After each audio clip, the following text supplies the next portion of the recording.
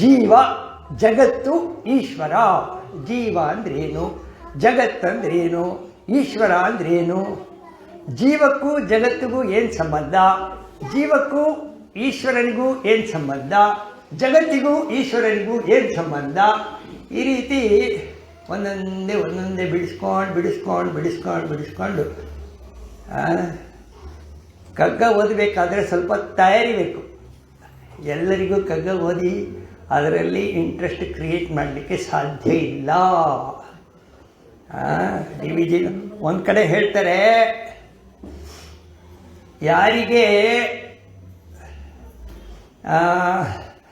ಏನು ಕಚೇರಿ, ಅಡುಗೆ ಮನೆ, ಮಲಗು ಕೋಣೆ ಇದೆಲ್ಲ ಸತ್ಯಲೋಕ, ವೈಕುಂಠ, ಕೈಲಾಸ ಆಗಿದೆಯೋ ಅಂಥವರಿಗೆ ಕಗ್ಗದಿಂದ ಯಾವ ಪ್ರಯೋಜನವೂ ಇಲ್ಲ.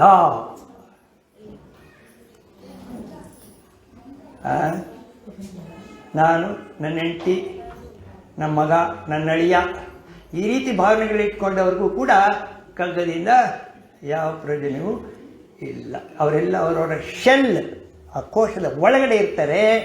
ಕೋಶದಿಂದ ಯಾರು ಆಚೆ ಬರೋಕ್ಕೆ ಪ್ರಯತ್ನ ಮಾಡ್ತಾರೆ ಅವರಿಗೆ ಕಗ್ಗದಲ್ಲಿ ಅನುಕೂಲ ಇದೆ. ನಮ್ಮ ಸ್ವರೂಪ ಏನು?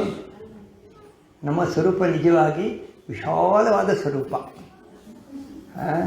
ಭೂಮಾ ಅಂತಾರೆ. ಭೂಮಾ ವೈ ಸಹ ಉಪನಿಷತ್ತು. ಭೂಮಾ ಅಂದರೆ ಸರ್ವವ್ಯಾಪಕತ್ವ. ನಾವು ನಿದ್ದೆಯಲ್ಲಿ ಎಲ್ಲಿರ್ತೀವಿ ಗೊತ್ತಾ? ಗಾರ್ಡನ್ ಇಲ್ಲೇ ಇದ್ದಾವೆ, ನಾವು ಸರ್ವವ್ಯಾಪಕರಾಗಿದ್ದೇವೆ, ಸರ್ವವ್ಯಾಪಿಯಾಗಿರ್ತೇವೆ. ಯಾರಾದರೂ ಆಲೋಚನೆ ಮಾಡಿದ್ದೀರಾ?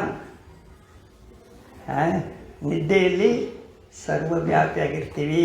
ಅಲ್ಲಿ ಮನಸ್ಸಿರಲ್ಲ, ಸಂಬಂಧ ಇರಲ್ಲ, ಈಗೋ ಇರಲ್ಲ, ಆನಂದವಾಗಿರ್ತೀವಿ. Blissful state. ಆನಂದ ಮುಖ, ಆನಂದ ಪ್ರಾಜ್ಞ ತೃತೀಯ ಪಾದ ಮಾಂಡಿಕ್ಯೋಪನಿಷತ್ತು ಹೇಳುತ್ತೆ. ನಮ್ಮ ಮೂರನೇ ಅವಸ್ಥೆ ಬರೀ ಆನಂದವೇ, ಆನಂದದ ಸೇವನೆ. ಒಂದು ವೇಳೆ ಎಚ್ಚರದಲ್ಲಿ ನಾನೇನಾದರೂ ಪ್ರಯತ್ನ ಮಾಡಿ ಆ ಆನಂದವನ್ನು ಪಡೆದರೆ